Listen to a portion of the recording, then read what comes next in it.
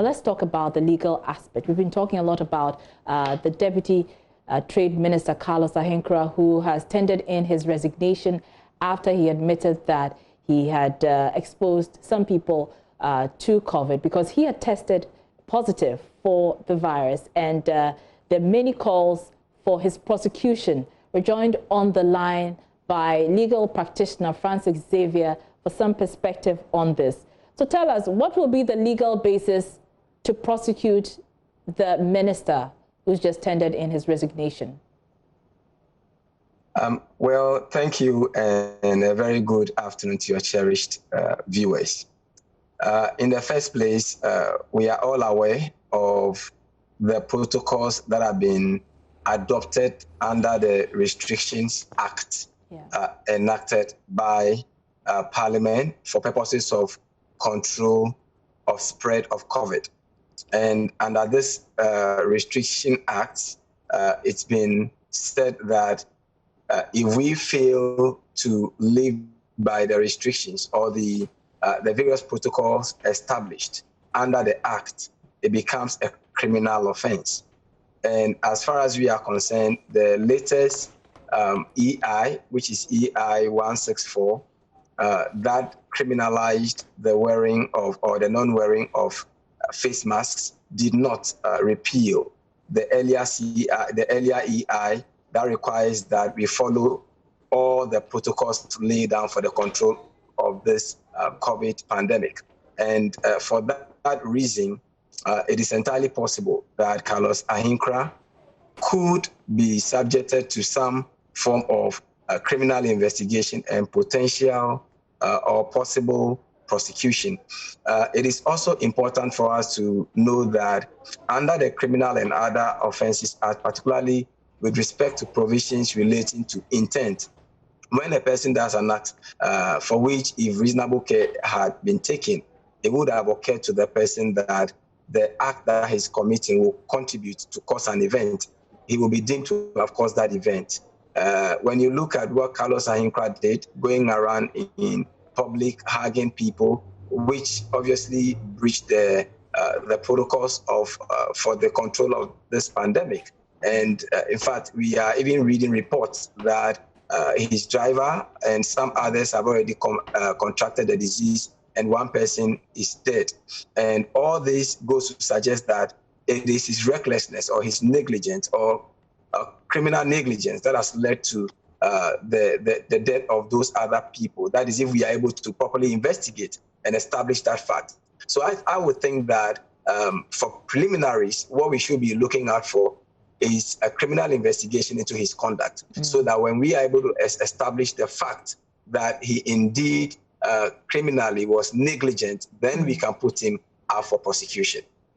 Well, in as much as many are calling for his prosecution, there are those who are also, rushing to his defense. And the argument that they make is that it will be difficult to prove that he infected anyone.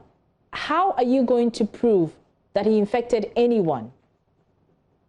Well, I mean, we all know how contagious this disease is. So if you are going out and due to your interaction with the people, I mean, and that's why I'm saying that it is not enough to jump to defense now. Even to prosecute, we can't rush in that prosecution. What we need to do is to investigate the fact. So we should be able to investigate all those other people who are alleged to have contracted the disease. Let's find out how they contracted that disease. If his movement going about or going out with a COVID state is what led to the spread of those, let's say, the spread, then we would have established the basis. Don't forget that in criminal prosecutions, the state will have to prove its case beyond reasonable doubt. And when there is any lingering doubt, it's going to inure to the benefit of the accused person. And that is why it would be important that we don't rush the process, but we will take time to properly investigate the matter and then can put him before court. It is very important that the state will show some commitment in this regard, particularly if the state is serious about respect for the protocols and the need for us to abide by the protocols as a way of controlling the spread of the disease. And don't forget that previously there are some people who were alleged to have broken these protocols and were put before court. And I know that some pastors are already serving some jail term as a result of breaching the COVID protocols and then the restrictions law. So it is important that the state itself would take some responsibility in this respect and show that they are serious in fighting this pandemic. But let's talk about the practicality of it, because a lot of people have, questioned the practicality of it. Again, it comes down to the evidence, being able to establish that he actually did infect anyone. There's so many people around him. We don't know who else has the disease, who might have passed it on.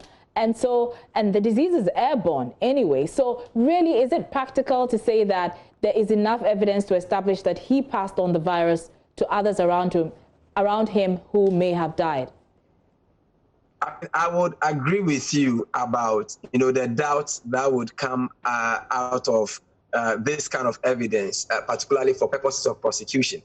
However, it doesn't, completely exonerate him.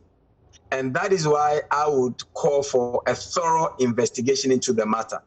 In the first place, we should be able to investigate when, he got to know of his status. We should be able to investigate his going out, whether going to visit, test of, I think that he probably even had the symptoms before their primaries, because the pictures that we are being shown are the pictures of the celebration of his victory after their primaries. So it means that he had this disease and had actually been going out all over the place and interacting with people as though everything was all right when he knew of his status. So it is important that we interrogate this fact. When did he get to know of the disease? Have we done the contact tracing since he got to know of his status, or since he actually confessed that he went round knowing that he had the disease? Can we contact trace all the people that he came in contact with?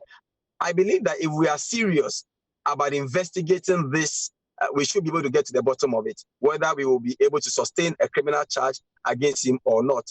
But don't forget that all those people that he had negligently also infested, they may also have some civil claims against him. So I think that it requires a thorough investigation for us to ascertain, whether or not we can sustain a criminal charge against him or not.